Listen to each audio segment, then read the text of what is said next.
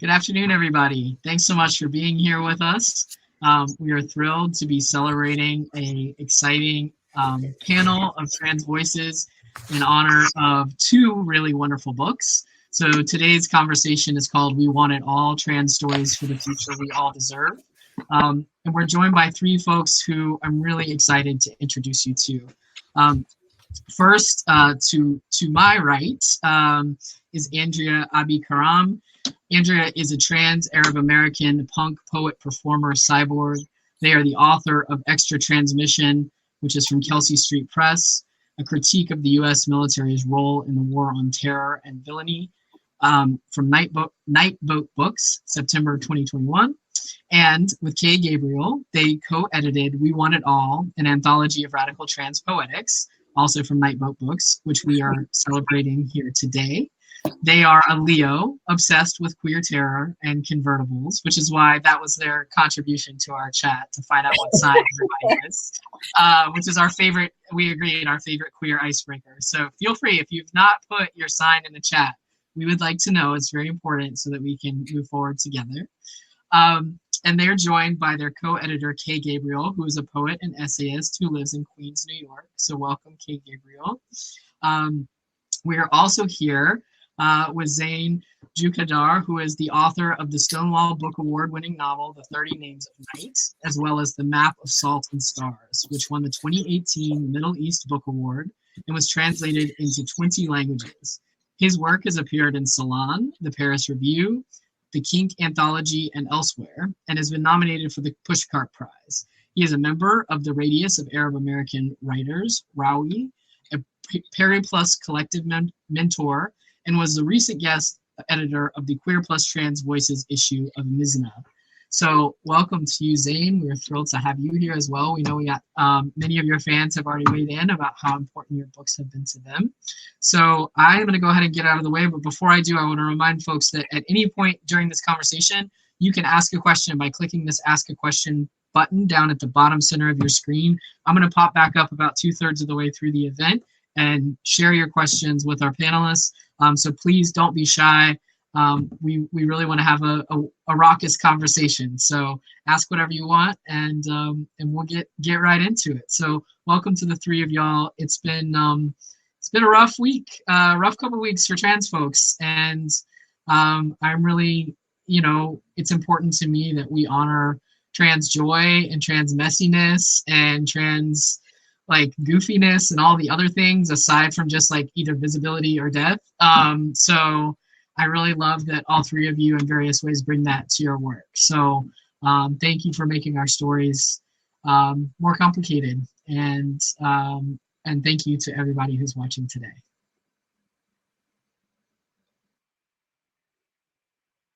Hello. Yeah, ER, thank you so much. Hi, it's wonderful to be here with Andrea and with Zeyn. Who wants to go first? Oh gosh, I think y'all should go first. Okay, I really love the anthology. I'm so psyched that we get to talk about it and that we get to do this together. And yeah, I would love to hear whatever y'all are interested in reading tonight. Yeah, that's so exciting. And also, I want to say thank you to everyone for your patience. I was the tech problem. So I do appreciate people hanging on while I, figured out what to do with my fucking browser. But here we are. So Andrea and I are gonna read from the introduction to the book, and just to tell you about it a little bit beforehand. So, We Want It All is an anthology of trans poetry and poetics. It came out from Nightboat last fall. We edited it together. It includes both living and dead contributors, and is an attempt to trace from a sort of a particular social standpoint the uneven but real relationship between aesthetic and political radicalism. So maybe let's get into it. The introduction is titled Making Love and Putting on Obscene Plays and Poetry Outside the Empty Former Prisons, which is an image that we stole from Bernadette Mayer's Utopia. We're writing at a juncture of crisis, of long-standing roots and rapid progression, deeply embedded in economy and ecology and palpably felt at the level of everyday life. We're also writing in a moment of revivified theory and practice against capital and empire, characterized by widespread strikes and insurrections, an international prison abolitionist movement, the legacies of Occupy and Black Lives Matter, anti-pipeline blockades led by Indigenous water and land protectors at Standing Rock and Wet'suwet'en, the rediscovery by the queer and trans left of the anti-capitalist and anti-colonial politics of the gay liberation era, revitalized labor militancy, rent strikes, housing occupations, anti-fascist mobilizations, the rapid expansion of mutual aid networks, and still exhilaratingly more. The uprising for Black liberation that began in Minneapolis in May 2020 has further catalyzed several of these struggles, making a world without prisons or police feel suddenly like a real political possibility. Against the common sense intuition that the crisis means we must demand less, we assert with our comrades that everything has to change for anything to continue. We think of what Amiri Baraka urges in A New Reality is Better Than a New Movie, the quote scalding scenario called We Want It All, the whole world. The title of this volume is therefore entirely literal. What we want is nothing other than a world in which everything belongs to everyone. We have two perversions to offer this comradely slogan. The first, the claim that as trans people, we address the situation of crisis from a particular standpoint or related series of standpoints, which inform how we think about struggle in the broader terms of left social and political movement. The struggle for gender liberation, construed broadly as a political project instead of as a narrow fight over particular rights and recognitions, touches directly on movements for ecological and climate justice, for a world without prisons and borders, for a liberatory reworking of gender and sexual relations, and for universal access to housing and healthcare. We relate the aesthetic projects of creating alternate modes of gender and sexual life to what Kristen Ross calls the political ideal of communal luxury, the insistence that beyond subsistence, everyone must have their share of the best. These projects of subjective liberation, of making a world for exuberant trans desire, among other modes of living, foreground bodily autonomy as an object of social and political struggle. Trans people have a particular stake in a fight that, properly speaking, belongs to everyone. As a collection of writing by trans people against capital and empire, this book attempts to piece together these multiple points of overlap between the subjective, interpersonal, and everyday modes of trans life and the international horizons of these fights we are already engaged in. The second perversion, and I encourage everyone to call different complications perversions, is the sense that poetry bears on the project of imagining and making actual a totally inverted world. We don't hold that poetry is a form of or replaces political action. Poetry is not revolutionary practice, but poetry provides a way to inhabit revolutionary practice, to ground ourselves in our relations to ourselves and each other, to think about an unevenly miserable world and to spit in its face. We believe that poetry can do things that theory can't, that poetry leaps into what theory tends towards. We think that poetry conjoins and extends the interventions that trans people make into our lives and bodily presence in the world, which always have an aesthetic dimension. We assert that poetry should be an activity by and for everyone. The project of the collection that follows is therefore a gamble of sorts. Can a Poetics both ground itself in a particular social identity and speak expansively towards the present and its crises? Trans poetry has typically foregrounded the body, its uses and constraints, its uneven legibility, its relations to racial and colonial modes of categorization, its conscription into the wage and the working day. What else can this emphasis render into focus?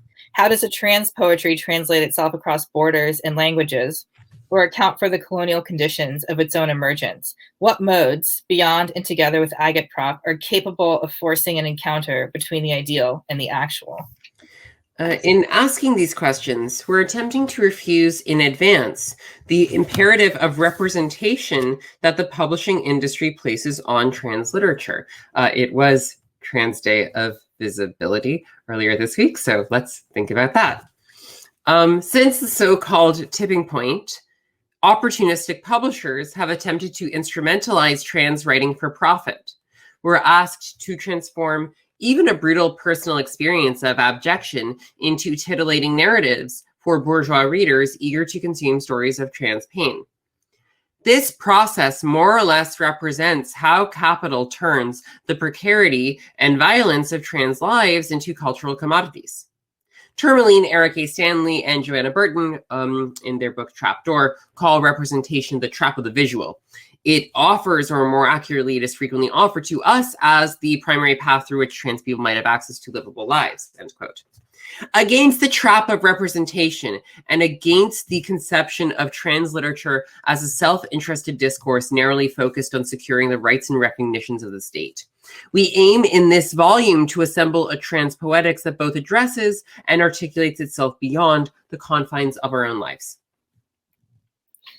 We didn't have to look far to encounter the overlap between trans poetry of the present and a writing that positions itself explicitly against empire and capital. This is surely in part because, as Ruth Denison and Julian Murfitt argue in their recent Communism in Poetry, quote, the resurrection of the mass action has created the possibility for spatial nearness between the poet and other bodies and voices. This resuturing of poet to street has revivified the question of what poetry can do, end quote. Poetry of the present, to a greater degree than a generation before, corresponds to the event of mass uprisings. On the other hand, the past decade has witnessed a groundswell of poetry by trans writers. In 2013, the editors of Troubling the Line, Trans and Genderqueer Poetry and Poetics could reasonably note their struggle even to find an overlap between poetry and trans communities. That moment has thankfully passed. Trans poetry has burst the banks of any narrow canon, or even the possibility of the concise and tidy canonization. And where trans poetry in the past half-decade has exploded, it has done so overwhelmingly as a writing against capital, prisons, borders, and ecocide, animated by collective and communist desires. Our aim in the present collection is therefore to both register and amplify this tendency, to help turn the volume all the way up on what's already going on. We could go on. Our intention with this partial and contingent list is to provide a non-exhaustive sense of some of the dynamic writing that the emergent category of trans literature has already made possible. We want everyone who wants to get in on it too. Every instance of these various texts and projects assembled here represents only a moment in a series of collective efforts to think about and intervene in the world we intend to win. We want it all. We want it fucking all, where all is a list for everyone to make. Thanks very much.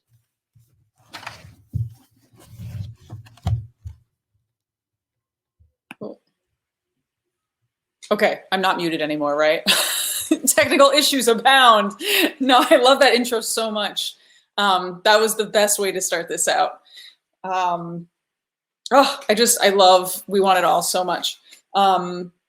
So it's my turn to read now, I guess. So I basically, for those who are not familiar with the 30 Names of Night, essentially, before I read, the story is basically about a closeted Syrian-American transmasculine person, a non-binary person, who is living in New York City and is taking care of his grandmother, who is very ill.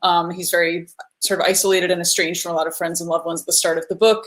He's also an artist who is blocked and has been unable to paint for the last 5 years since his mother was killed in an Islamophobic hate crime.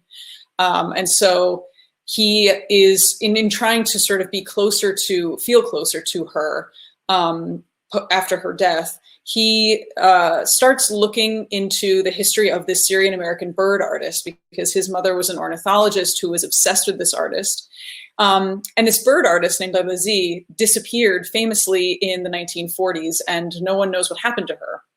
And so he goes looking for clues about what might have happened to this artist, and after a series of events, finds her journals, essentially, and her letters, and discovers that she was queer. And so a lot of the book is basically about not only this character's search for his new name, but also the search for his own queer and trans elders and ancestors. So I thought maybe I could read two really short pieces of this, one just from the beginning and one from a little further in. So this is the first chapter in the book. 1. Tonight, 5 years to the day since I lost you, 48 white-throated sparrows fall from the sky. Tomorrow the papers will count and photograph them, arrange them on black garbage bags, and speculate on the causes of the blight. But for now, here on the roof of Teta's apartment building, the sheen of evening rain on the tar paper slicks the soles of my sneakers, and velvet arrows drop one by one from the autumn migration sweeping over Borum Hill. The sparrows thud onto the houses around me, old 3- and 4-story brownstones, generation homes with sculpted stoops, a handful recently bought from the families who have owned them for decades and gutted for resale. Nothing has stayed the way it was since you died, not even the way we grieve you. Downstairs in Teta's apartment, I've drawn the curtains, tucked Teta's glasses back into their drawer so that even if she wakes, she won't look down on this street dashed with dying birds. 5 years ago, your absence stitched her mouth shut for weeks. I hid your collection of feathers, hid the preserved shells of robin's eggs, hid the specimens of bone. Each egg was its own shade of blue. I slipped them into a shoebox under my bed. When you were alive, the warmth of each shell held the thrill of possibility. I first learned to mix paint by matching the smooth turquoise of a heron's egg. First aqua, then celadon, then cooling the warmth of cadmium yellow with phthalo blue. When you died, Teta quoted Attar. The self has passed away in the beloved. Tonight, the sparrow's feathers are brushstrokes on the dark. I don't have to imagine them in watercolor. This evening is its own witness. The birds throw stars on the canvas of the night. They clap into cars and crash through skylights, thunk into steel trash cans with the lids off, slice through the branches of boxed-in ginkgos. Gravity snaps shut their wings. The evening's fog smears the city to blinding. Migrating birds, you used to say, the city's light can kill. A sparrow's beak strikes my hand and gashes my palm. I clutch the wound, the meat of my thumb dark with my own blood. You taught me a long time ago to identify the species by the yellow patches around their eyes, their black whiskers, their white throats, and their ivory crowns. You were the one who taught me to imitate their calls. Sam, peebity, peebity, peebity. In your career as an ornithologist, you taught me 24 East Coast bird calls, things I thought you'd always be here to teach me. I reached down to scoop the sparrow from the rooftop with my bloodied hands. He weighs almost nothing. There is so much of you, and therefore of myself, that I will never know. Tomorrow, when the ghost of you enters my window with the smell of rain, I will tell you how, since you died, the birds have never left me. The sparrows are the most recent of a long chain of moments into which the birds, like you, have intruded. The red-tailed hawks perched on the fire escape above Sahadi's awning, or the female barred owl that alights on Borough Hall when I emerge from the subway. For all my prayers the night you died, the divine was nowhere to be found. The 48 white-throated sparrows that plummet from the sky are my only companions in grief tonight, the omen that keeps me from leaning out into the air. And then I'm just going to read another short passage from toward the middle of the book. And the only thing you need to know is that one of the people who this character, who eventually chooses the name Nadir, which means rare in Arabic. One of the people that he's most estranged from, let's say, is someone who was once his best friend, essentially, Sami, who is also his sort of longtime unrequited crush. And Sami does not know this, of course. So here's a scene in which they go dancing together. On the nights when I've been dancing, which aren't many, I've always loved the girls I couldn't be, the ones with arms open, those sneaker dancing, thunderstorms in their blood girls whose soft wisdom was a flood. Sami and I roll up to the bar in Bed-Stuy, an unassuming building next to a masjid and a grocery store, blue neon buzzing in the window. Inside, televisions play music videos full of pastels and neon, and people in bright leather jackets, trucker caps, bangles and mesh, glitter and hair piled atop their heads fill the space. Someone slides past me in a purple mesh tank top and glitter eyeshadow. Couples make out in the back booths, sipping vodka or soda or some kind of blue concoction dreamed up by the bar staff. Sami pulls me onto the dance floor, and I don't protest, although I want to. I've become just like the white boys at middle school dances, the boys by the wall, earthbound boys, wing-severed boys with stiff bodies.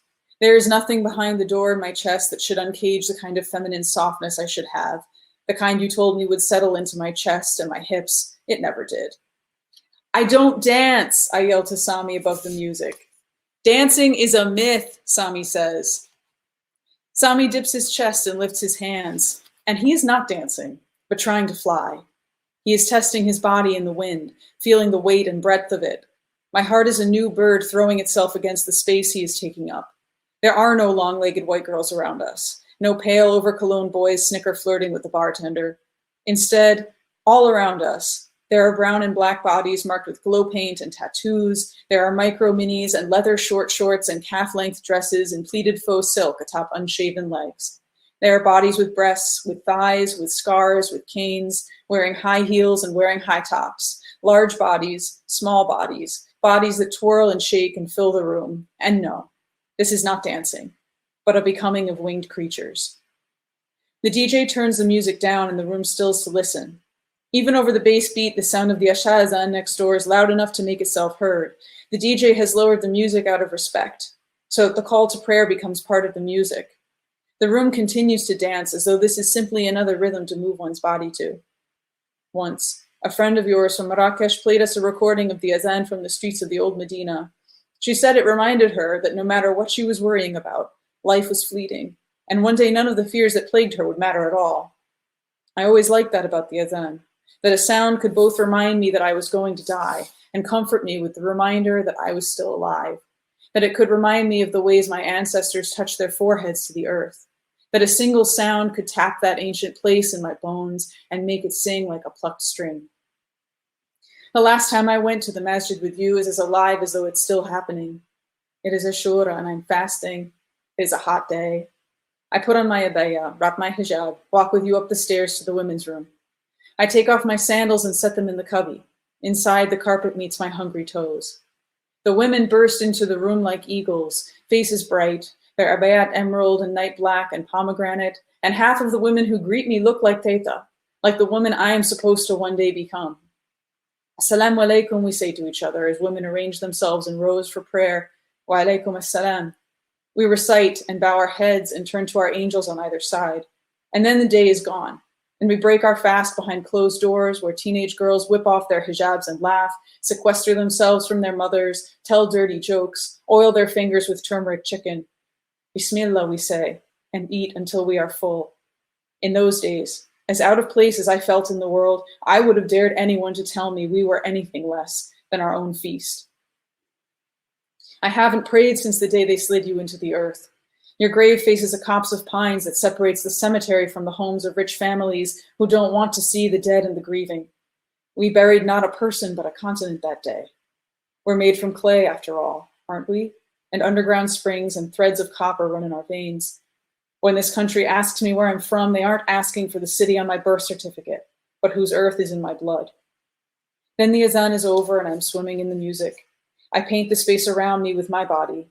I think of the last time I used my hands to make something beautiful.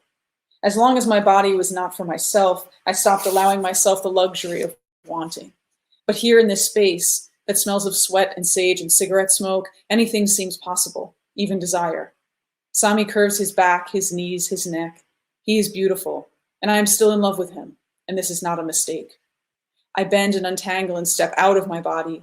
I lightening myself into this swollen room where boys like me are arcing and vaulting our unruly bodies, shaking the wet newness from our wings. Stop there.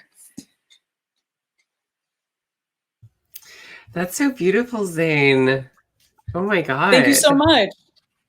I love the birds. Metaphorical birds and the, I guess, the actual objects of ornithology. Yeah, I'm really curious. I mean, are we gonna just kind of talk for a while before we do audience Q&A? Yeah, totally. Yeah, I think so, right? Something that I'm really curious about, Zeyn, and thinking about kind of the pairing of the 30 Names of Night and We Want It All is like you tell this like so many intergenerational stories, both of like, you know, Syrian immigration and transness, which I think is so beautiful. And you also tell a lot of the indigenous history of New York, and you're able to like hold so much there. But I really want to ask about the birds, because when I was reading it, it felt like this abundant aspect of like magical realism, like an alternate New York that was like so like ecologically lush, and that, you know, we've averted climate catastrophe, and these beautiful creatures are like allowed to thrive. So I would love to hear about a little bit more about the birds. Yeah, let's talk about the birds. And then I have a question for both of you about ancestors also. But actually it's funny because like when I was writing it, I thought that I would like have so many opportunities to talk about the use of the birds as a sort of like ecological fabulous kind of device. And it's funny how like I don't know why, but it's not something that like I've had a lot of chance to talk about. But when I was thinking about the birds as a sort of through line, one of the things that I was thinking about was that the birds act almost as like, I mean, it's described in the text in this way, but that they're almost like white blood cells sort of like responding to an infection, so that like the fact of climate change and the fact of gentrification and genocide and like of so many violences causes this reaction that like New York is full of birds because of all of the violences that are sort of that are happening, but that like the people that are walking down the street and who are like experiencing these events don't necessarily think about it this way. And so they're like, oh, this is a nuisance and I don't really understand what's happening. But that like nature itself is like angry about all of these violences. So that was kind of my like original thought. And then it becomes something else. I think as it goes along, then it becomes like all the characters that are searching for the sacred. The birds become a metaphor of the sacred that is present all the time. And that like not that like choosing the name rare, also that like he himself is the rare bird that he was looking for that's not supposed to exist, that other people tell him it's like doesn't exist, but he does anyway. So yeah, but I wanted to ask both of you about, I mean, one, I wanted to hear just like what it was like putting the anthology together, as much as you want to talk about like process and logistics, or just like how it was emotionally. And because I imagine that it was really emotionally intense and amazing also, because I mean, I remember when I was reading it and I was seeing like all these amazing, super innovative pieces, and I want to talk about that too, like structural innovations and language innovations, but interspersed with like excerpts from Lou Sullivan and Sylvia Rivera's speech and things like this that are just like, oh, I love that this is in here, and it makes sense and it needs to be in there. But I'm just wondering like how this was for you process-wise. Yeah, totally. Oh, that's such a good question. Yeah, I mean, it was a lot of work.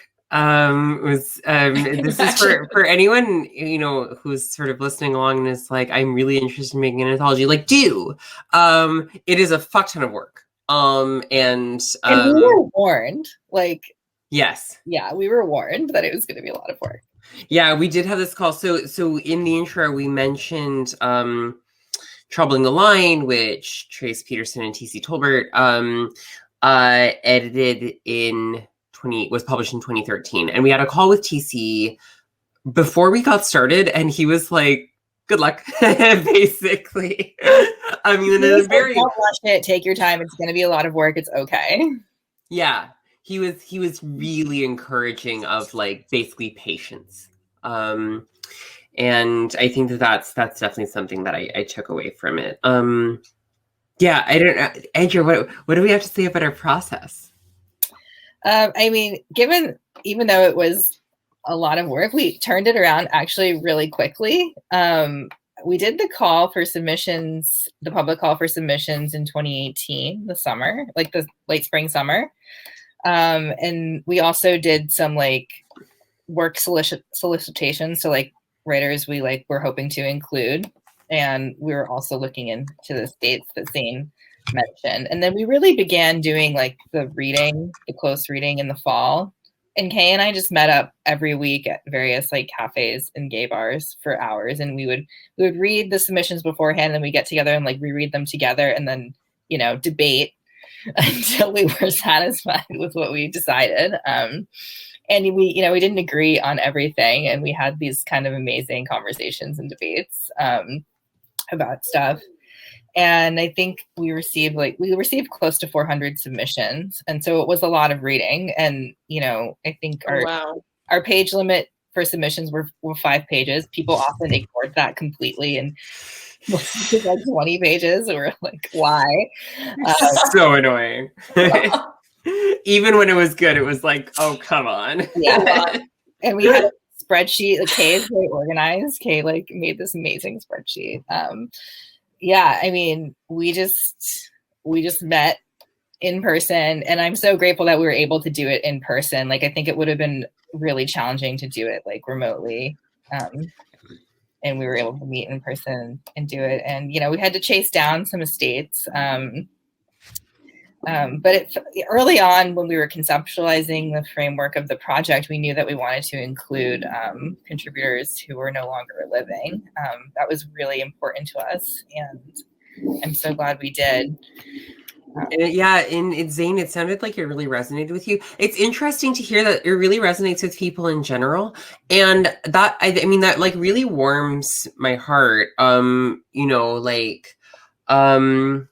We wanted to kind of connect this current groundswell of trans radicalism with prior moments of the same. We wanted to bust up the idea that either transition or poetry is something that is predominantly characterized by youth.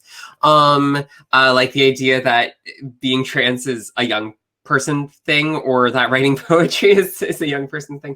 Neither of these person thing. Yeah, neither of these things are truth. And I think that we have lost Zeyn's connection. I hope it comes back quickly. But maybe so for people who haven't read the book, we can just address you guys while Zeyn reconnects.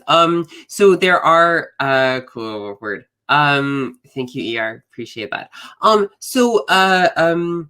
There are, I think, 4 estates. There's Lou Sullivan, Bryn Kelly. Oh no. Okay.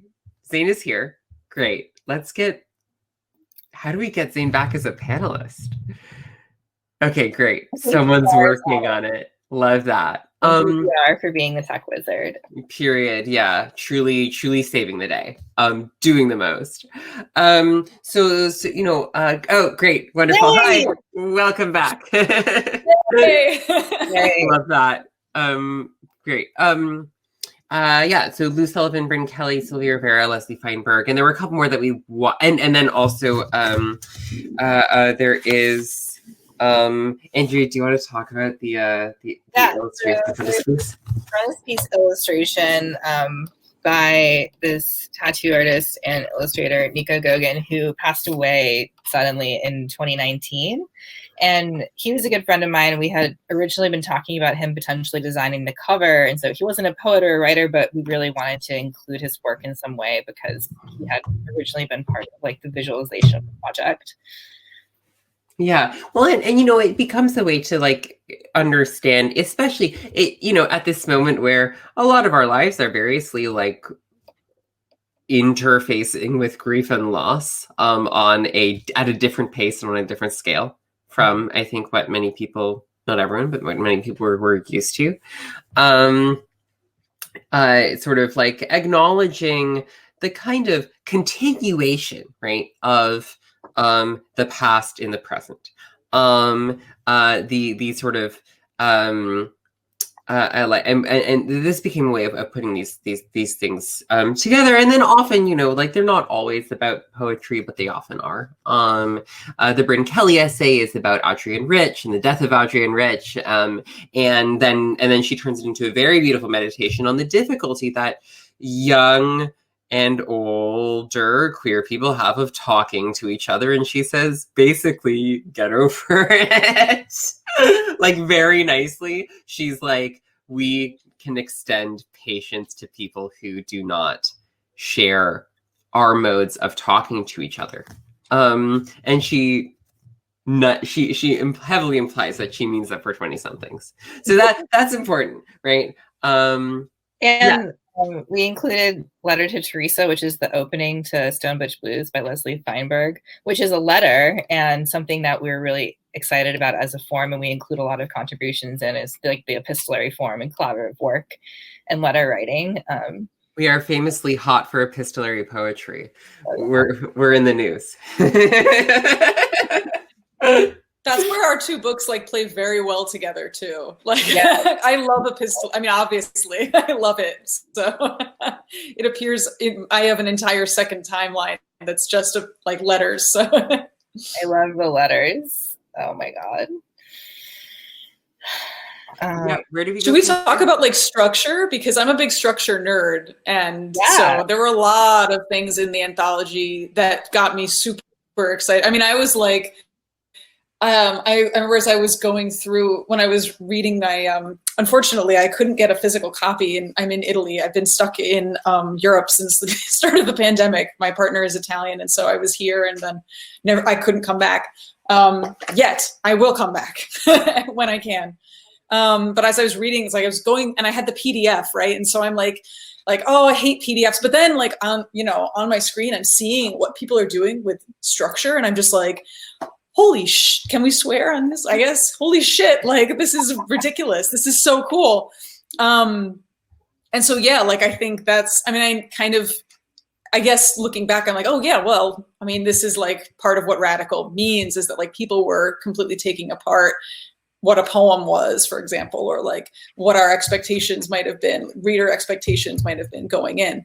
But it's so like it's really runs the gamut in terms of form, and even things like you were just talking about with letters or with like I'm trying to think of some of my other favorite ones. I remember there's one poem in particular that is like an erasure, but there's also like visual like shapes and things that are sort of cut out of the poem. There's conversations. There's all kinds of, there's things that read like almost like theater pieces. I remember Cameron Awkward Rich's piece, what was it? Oh, the one that's deconstructing the news article on Doc Edward. Everywhere we look, there we are. Yeah.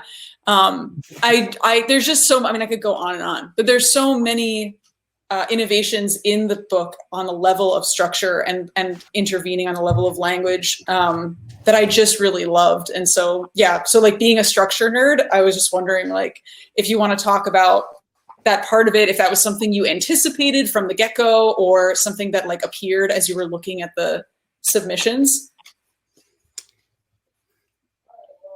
Go for it. Oh, okay. So, yeah. I mean, the short answer is yes. We were looking for it. We were anticipating it. We wanted it there. And it's like part of it is kind of like thinking about what are the things that a poem can do, and not appears not thinking of, okay, a poem is not just like this thing that's kind of like glued to the left margin, right? And then sort of goes until it stops, right? And it can have a sort of different spatial relationship to the page. It can have a kind of different relationship to like seriality. It can have a certain relationship to being a kind of derivative writing, or and which is I think true of this. So this Cam Awkward Rich poem, Everywhere We Look, Here We Are, and has this like news article, and then just to show everyone, it just kind of sort of explodes it across the page in this way that also our designer Rissa did, I think, a pretty stunning job with it.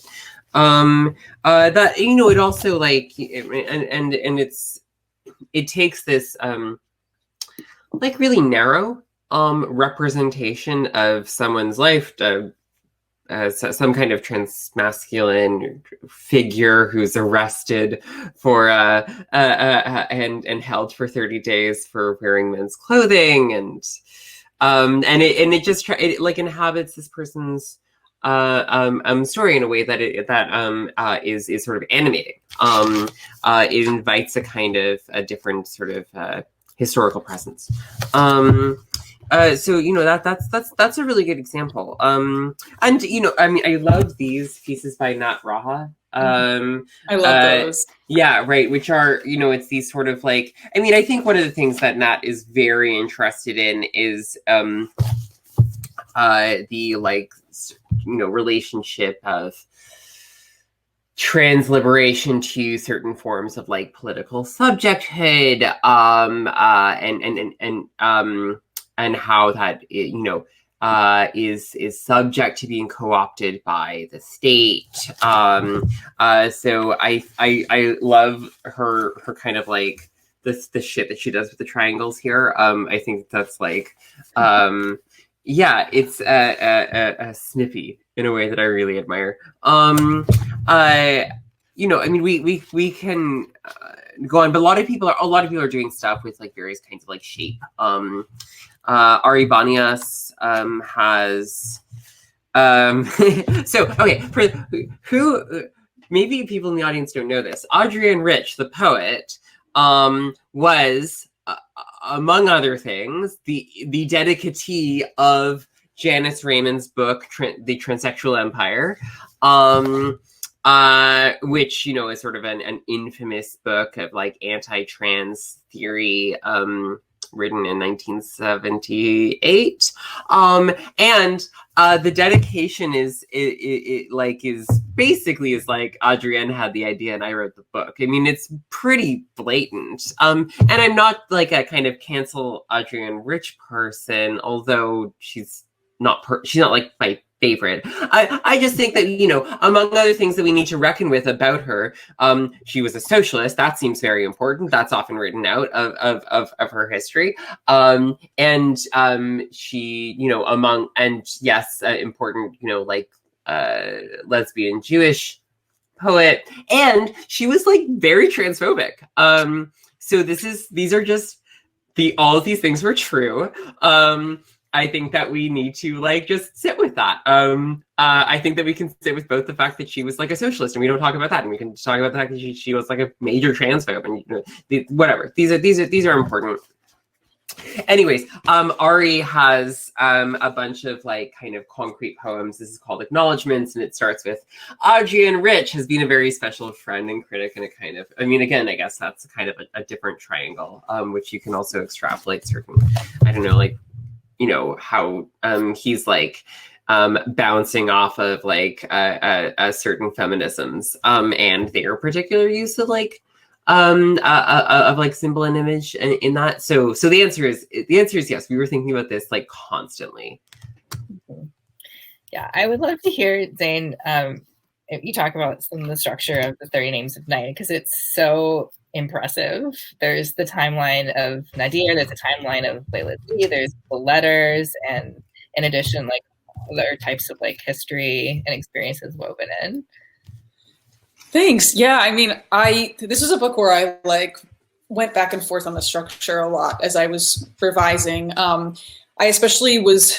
I sort of struggled at various points of like how to make the historical sections engaging. I felt really strongly that I needed to have not just the sort of contemporary storyline where Nader was trying to figure out things about his own history and his family's history, but actually to like have that in scene on the page at various points. And I kind of hit on the epistolary structure of the historical sections because it revealed to me, and this is sort of like something that happened in a random sort of drafting session where I was like, I need to make this interesting. How can I make it interesting to myself? And I had Layla Z writing to somebody who she didn't feel comfortable putting their name on the page. And so like, and we were talking about erasures just now in the anthology. And this is, so to me, like erasure was something that I started thinking about from that, where I was like, well, okay, I have a character who is writing these love letters basically to somebody that I don't know what their name is.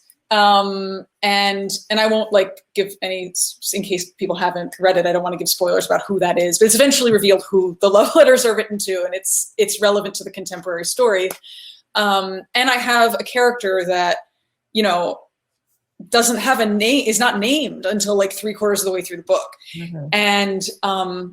And there was some conversations back and forth with my editor on like how we were going to handle that, and not just in terms of like, I mean, one in terms of like things like jacket copy and like, you know, but you know, should we like, there was some, I guess the publisher at some point had considered like, well, but there's precedent for making it like, this is like the big mystery of the book. I'm like, no, I feel very strongly that this is not, I don't want that. That's like a cis-centric thing that I don't want to do. And so I was like, just use his chosen name on the back of the book. It's not a secret. It's not like a big reveal. So I obviously was like, I'm not going to allow anybody at any point to like dead name this character, misgender this character. And that has happened with a lot of these kinds of novels previous to this one. And most of those novels are novels that are written by cis people. And so like, there's like comfort with that. And more, I think that like, as trans writers are getting published and are like telling our stories for us and not like for the cis gays, I think that that's like becoming less and less of a thing as people are realizing like how fucked up that is. But there was a conversation that I had with my publisher. And so like, what was really cool of them was that when I was like, why don't I just scribble it out? Like I can put down that there will be a name here and I will just have it a scribble, like, because at least that way, like the character is aware. I mean, because this is what I was feeling inside of me too, is I was like, I'm angry about the fact that readers, but cis readers specifically, are going to want to know this character's dead name. Like I'm pissed about that. Mm-hmm. And I want them to feel like this is maybe, not in my less generous moments. I was like, I kind of want the reader that is thinking that and expecting that dead name to kind of feel bad about that. Like I want them to I want to draw their attention to that and be like, no, why do you want that? That's kind of messed up. Like think about why you want that. And so this is what the opening chapter looks like. I just realizing folks may not have the book in front of them. This is what the opening chapter looks like. There are these scribbles that I drew by hand. This is a story for another time, maybe. I had like tested them out on what I thought was a receipt. I was here in Italy at the time, and I brought it to my partner all excited, like, look, I figured out how to do this. And my partner's like, that's a parking ticket I have to pay. You may have erased crucial information. It was okay. I didn't erase like, the stuff that they needed to pay the parking ticket. But once I had that erasure, I then went through and was like, oh my God, it makes sense that there's parts of this journal, these letters that are unreadable, that the writer feels that she can't even put down on the page for fear that someone might see it. And so you have other erasures in the text in the historical timeline also. So yeah, I got kind of like a little bit obsessed with like the dual structure. I mean, it's the structure that I love anyway. Yes, I see this. Figuring out some element of your trans novel on a parking ticket equals direct action. Yes, thank you. Yeah, no, F parking tickets, right? So anyway, yeah, the erasures became a big part of the structure too, that once I figured out that I could do that on the page, like I was like, oh, but it can't just be that simple, can it? And then it was, and my publisher was like, no, we can totally do that. And that was awesome. So right.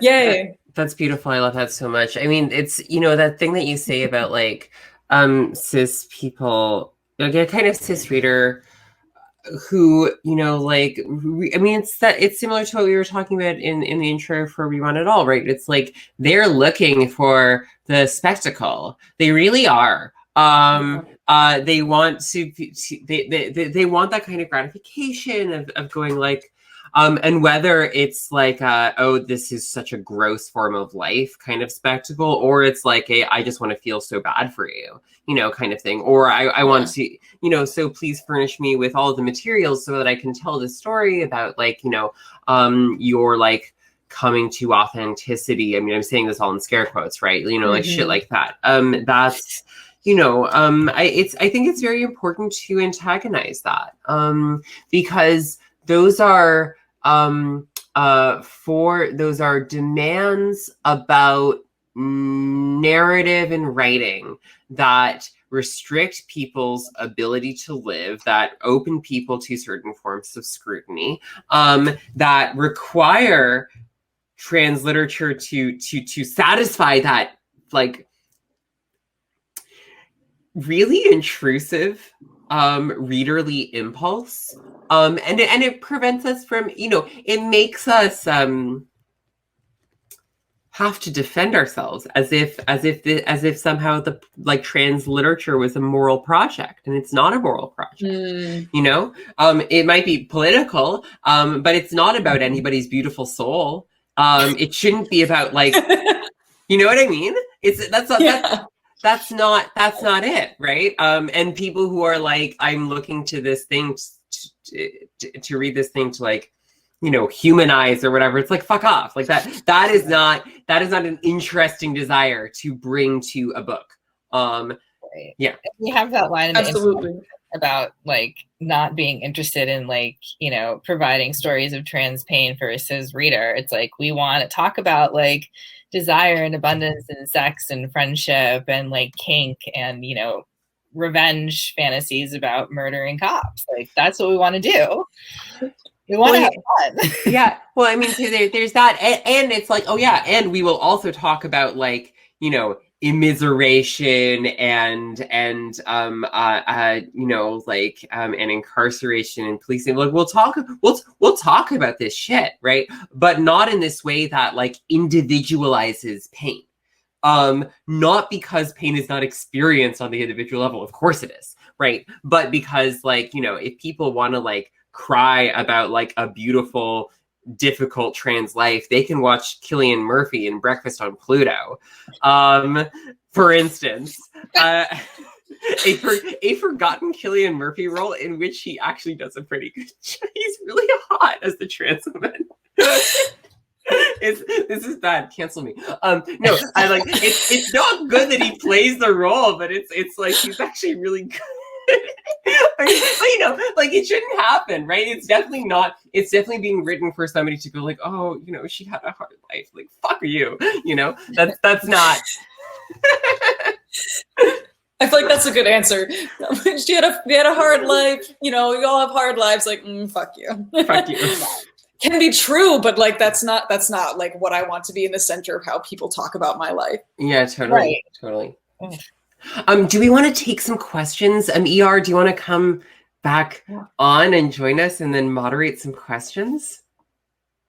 Yeah.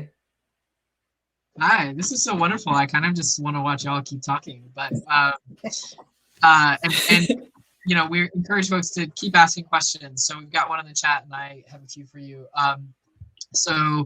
Janae asks, "What are your favorite birds, Zeyn?" To start us out. What are my favorite birds? You know what? Like I could give like a really rare, like interesting bird as an answer, but actually my favorite birds are pigeons. I love pigeons. To the point where like I talk to them. This is becoming the event where I like get weird. I like talk to birds all the time, but especially pigeons, and like I know how to imitate a lot of different bird calls and like get them to like talk back to me. And I definitely take advantage of this constantly. So I love that. Janae also asked, to Andrea and Kay, what were your favorite pieces in your work? If you have. Like in like our favorite contributors? Yeah. If that's not too difficult. I feel like that's, you know, choosing among 65 favorite children. But there's a lot of really badass work in the anthology. I mean, you know, so I can say, I think probably both of us can say something about you know, each of the pieces in here. It's a really big book. Like Nightboat let us like make a really big book. It is 450 pages. A little bit longer actually. And originally, I think our limit was supposed to be 50 contributors, and we have they let us bump it up, and we bumped it up. We have 65 living, and then we have the estate pieces. It was like just really good shit. So, you know, so I don't want to pick a favorite. But I will draw people's attention to, so, you know, like one thing that's true about this book is that it has a lot of people who are not like famous writers, who are not very well established, you know, if they have received recognition for their writing, it was recent, even if they're not young. I think here about Trish Salah, who is like not very well known in this country. She's Canadian, and you know, like And Lebanese. And Lebanese, yes. I love but her work. She's a star. She's fucking phenomenal. And she's been doing this, but you know, people down here don't pay attention. In the way that they should. And you know, so you know, I don't know who do I want to highlight. Rowan Powell has this absolutely, who we didn't know before they submitted, has this like stunning piece that I'll just sort of flag because I think it's worth reading. It's called it's a long title, so let me get this right. The blank blank blank jumped over the blank blank, as in the what is it? Along a line, a leap, a landing. And it's like this long poem about like this piece of European medical history in which a woman leaps over a ditch and grows a penis, like, you know, this kind of like from the sort of like 16th century, and putting this together with the kind of like medicalization or surveillance of Castor Semenya's body, also with the kind of enclosure of the English commons that led to the development of the capital relation as we know it. So that one is like pretty fucking stunning. I'll highlight that here. And there's also a lot of work from people that we learned later as we've been doing events that this is their first time being published in print, which is so amazing. And like Zave Gayatri Madhurjano and Bahar Shan and Jay Kiri, it's their first time being published in like a print thing, which is amazing. That's awesome. That's great. So Cooper asks, Andrea and Kay, how did putting the anthology together influence your own personal writing, expression, and work, if at all? Sorry, I had a hard time hearing you. Andrea and Kay, how did putting the anthology together influence your own personal writing, expression, if at all? Hmm. Could you hear me? Yeah, no, I heard you. I was thinking. I don't know if it did for me. I mean, not because I don't find these pieces like very deeply instructive, but because editing this anthology with Andrea, for me, like editing something that is like about the uneven but real relationship between aesthetic and political radicalism is very continuous with what I do in my creative practice. So I don't think it changed things. Yeah, I would say it was like an extension. Very much an extension. Let's see. Kai, who uses they or she pronouns, says, "Hi, Kay and Andrea. I was wondering what kinds of performative activations or interventions in the poems y'all have either done yourselves or bore witness to. P.S. Me and a friend were messing around on a Roland voice modulator and used the intro and poems as text to vocalize some trans femme and mask modulations." Wow. Oh my God. Can I answer first? Yeah, go for it. I love this question because not anything that's in the anthology, but I have like a very active performance practice. And one of my favorite things to do in performance is I use like a skin stapler and I staple myself like on stage in front of people while I have this poem that I wrote that's coming out in my second book, Villainy, in September. I wrote on the heels of the ghost ship fire in Oakland, which killed 36 people. from my community and also the Muslim ban in 2017. And so I like read this poem and like staple myself during it, and it's very dramatic. But wow. I often view like I'm a poet and a writer, like at heart and at core, but sometimes I use writing and poems as like source text for performance, and like try to use some sort of very intense physical intervention to amplify the text. Yeah. No, that's it's something to watch for those who have not had the experience. Gosh, I have for this question, I have a couple of thoughts. One is with the using a modulator to vocalize some trans feminine mass modulations. I'm going to share a story. I was biking home, and recently I had my headphones in. I was waiting for a call, and like the call comes through. I pick it up, and it's not the person I was expecting. It was someone else, and I couldn't see my phone screen. I just like answered, and all I could tell, I was like, I don't know who this person is, but I know that it's a friend, and I know that this is a trans woman. And that was it. And eventually I like put it together who the friend was, and she was like, "Are you at the Strand?" And I was like, "No, I'm biking on Dean Street."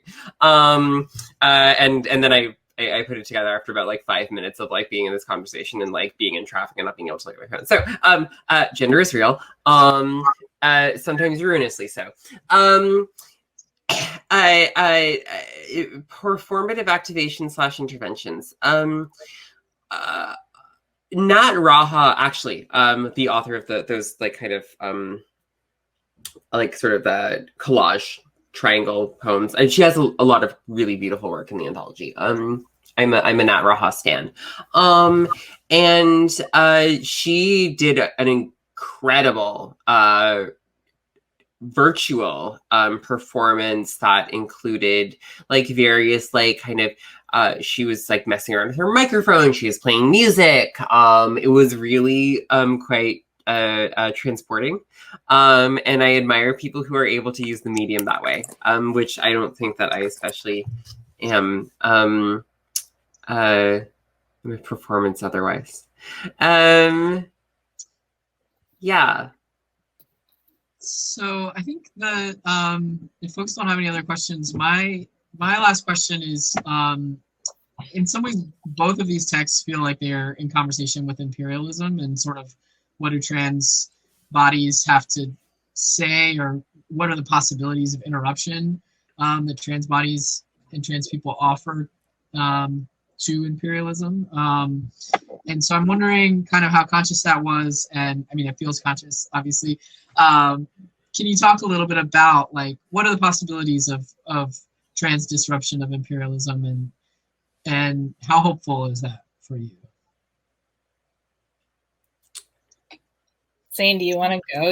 I feel like you haven't spoken in. I can go first. I can try first. I mean, I think like, gosh, okay. So I mean, obviously there's like a lot of layers to this question and tons of ways to answer it. But I mean, in terms of this book, I was thinking about, because so much of the book is about migration and race and like racialized gender and like to whom is assimilation even like an option, that there's, I think that like a lot of the text is basically the characters sort of grappling with this question of where's the line between like staying safe so I can like live my life and trying to also resist the same systems that are oppressing me and hopefully not participate in the oppression of others. And like the characters don't always navigate those paradoxes in, successfully. They don't always navigate that in the way that they would like to. And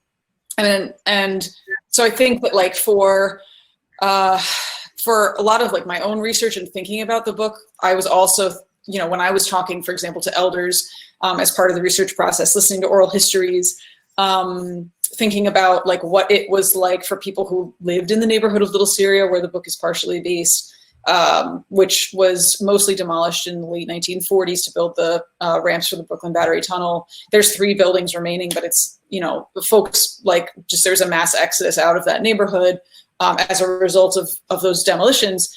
I was thinking about, like, this character of Layla Z, how she's described in the book as being, for example, light-skinned and Christian, and, like, from a family that is really pushing her to try to assimilate to the degree possible, and that she has a very different positionality, you might say, along with a lot of, like, Arab American elders who may have fallen into those demographics than, like, Nader does, where, like, Nader describes his mother as being relatively dark-skinned or darker-skinned.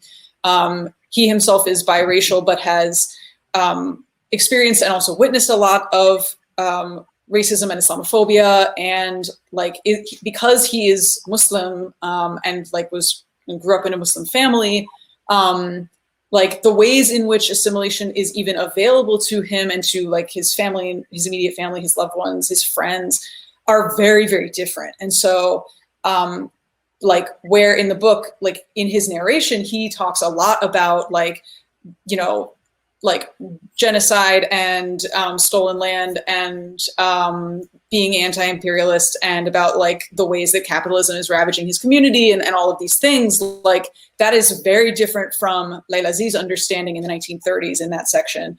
And it's not just because they have different attitudes sort of by accident, it's because of their positionalities. So, I mean, I think that, like, I don't know that, you know, I don't think that transness inherently is a thing that, like, that disrupts imperialism just, like, by existing. Like, I think that, you know, a lot of it is also, like, we have to be aware of these things and we have to be doing them on purpose. Like, I don't think that these characters are necessarily inherently anything just for being queer or trans. Like, it has a lot to do with all of the other intersectional oppressions that they're facing, that makes characters like Nader or some of the other characters, you know, be actively talking about these things, let's say, and trying to fight against those systems. Yeah, that's really sharp. So, I mean, I'll say, you know, like, I think that there is a really bad tendency. Nobody really believes it anymore. But when Testo Junkie came out in 2012, or was published in English in 2012, right? Like, Paul Preziato says, like, all this, like, batshit stuff about, like, oh, you know, like, but, like, by messing with our kind of endocrine systems on a molecular level, we're, like, just doing anti-capitalism. And it's like, shut the fuck up. Like, that's not what's going on. It really is not, right? And I'm sorry, and also, yeah, I know that that's not the question that you were asking, but you know, it's like, there is this kind of, I think that, you know, I think we need to be really, when we talk about sort of, you know, like, when we talk about disruption, right, we need to be specific. We need to be concrete. And, you know, this sort of, like, you know, various forms of, like, social interventions, aesthetic interventions, bodily interventions, right? Those you know, are not necessarily constitutive of the forms of, like, international solidarities that are in fact required to actually interrupt or transform various power relations to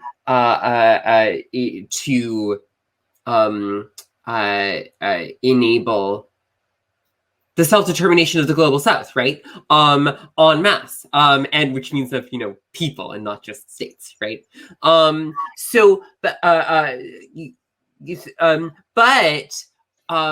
we can also think about, like, what does sorry, I'm reading this comment in the chat. Yeah, trans is not de facto imperial resistance. Transformativity is totally a thing. Okay, yeah. So you know, I mean, I think we don't. You know, we can think again, like, sort of in a kind of, like, really determinate, really concrete way. You know, like, what does it mean as trans people, in the kind of particular variations of that, to practice an anti-imperial solidarity. So one of those things is, I would insist, is refusing things like conscription into, or like serving in the U.S. military, right? You know, just to kind of revive some of the really important like queer and trans debates from the early years of the past decade. Just like putting that one out there. Another, again, going back to a kind of prior moment where that really had to be fought over, is refusing to be the kind of ideological foot soldiers of anti-Palestinian, of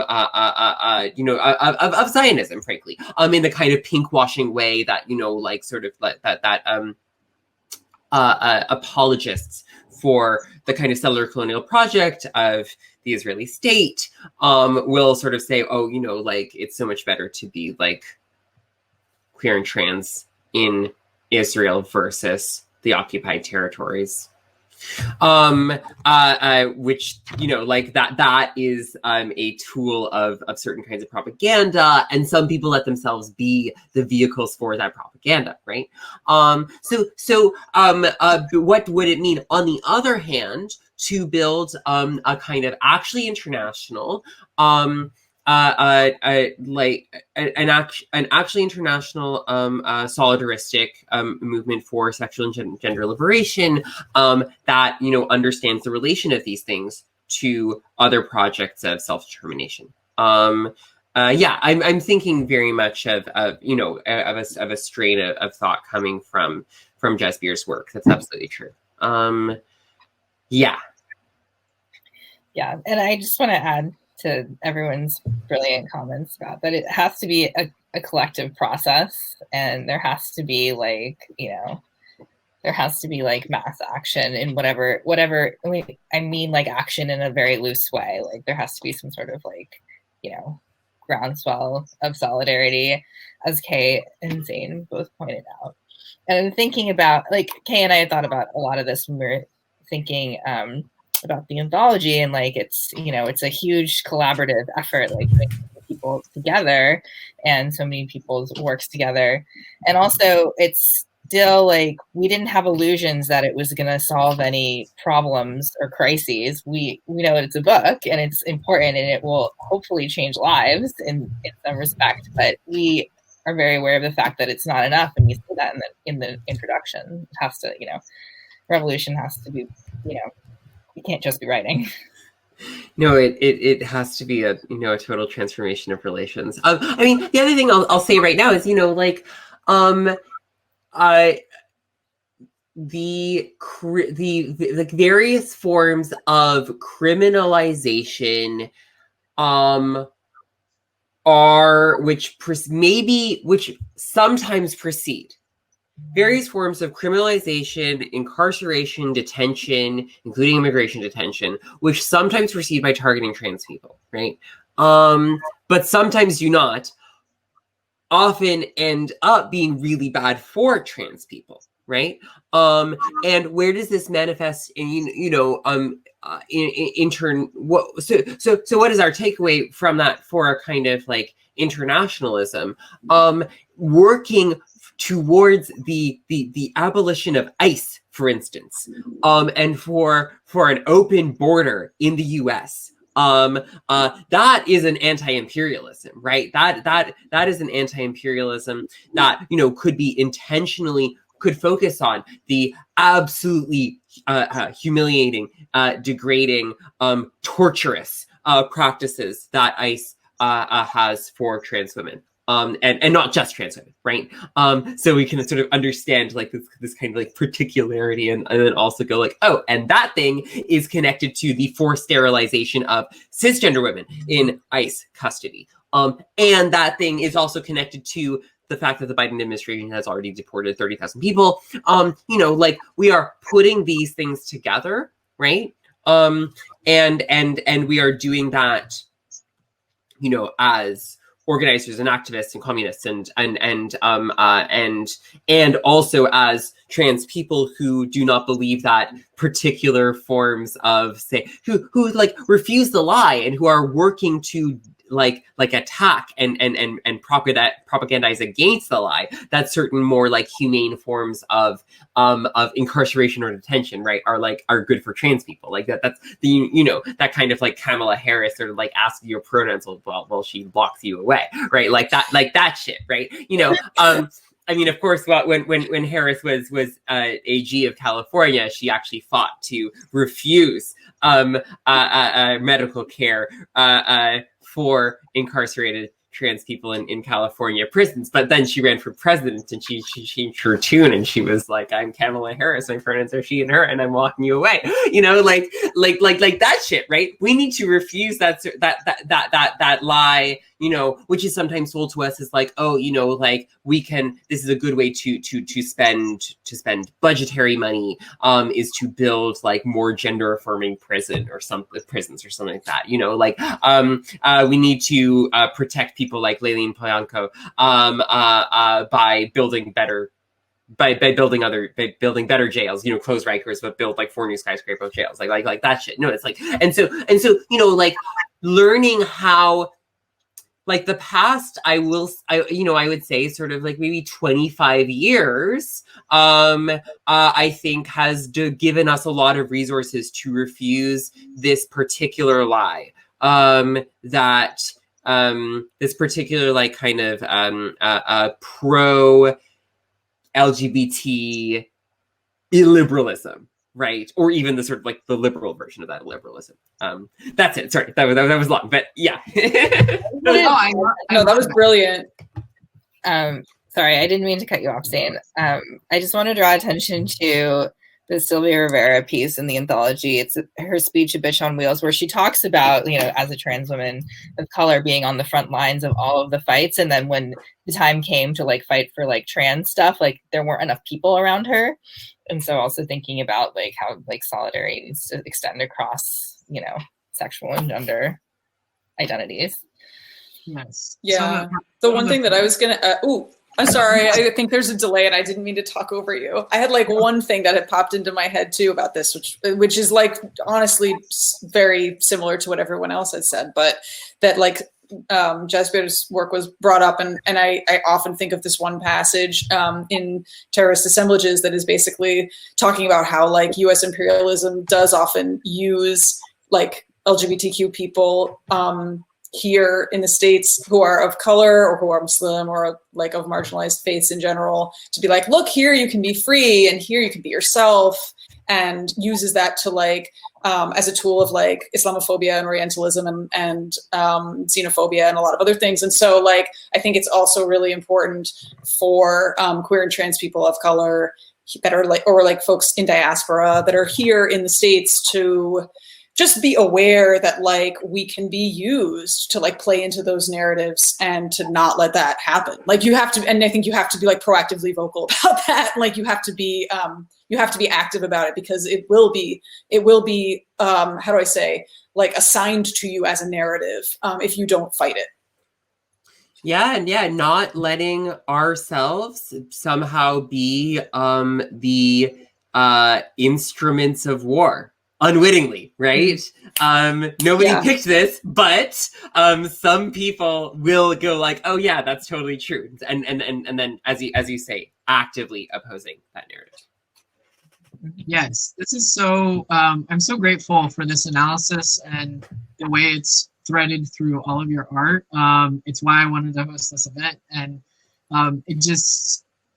I think the discourse often gets so flattened around just identity equals politics, identity equals action, and it doesn't. And so I really appreciate, it's a little bit of a leading question, but you took it and ran with it in terms of our need to live active lives of resistance, as opposed to just allowing our transness to,